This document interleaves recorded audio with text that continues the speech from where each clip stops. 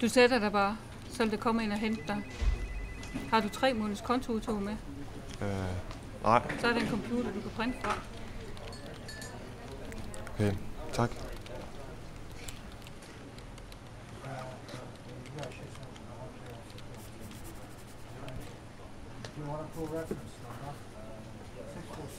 Jeg har ikke fået noget musik.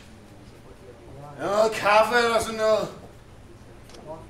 Det er jo så kedeligt at sidde herinde, man kan høre alt det der klip og klapper. Jeg skulle fandme tro, det var et arbejde, ikke? Jeg skulle da godt, man kan have en kæreste at komme hjem til, ikke? Så man kan få noget der.